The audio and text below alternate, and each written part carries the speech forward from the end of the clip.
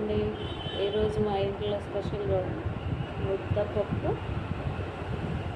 కొత్త ఆవకాయ పచ్చడి, నెయ్యి,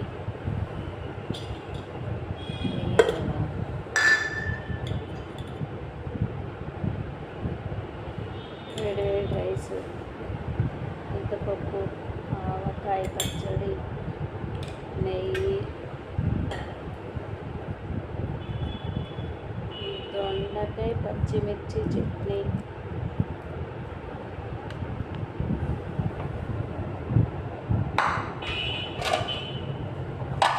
దొండకాయ పెరుగు కర్రీ.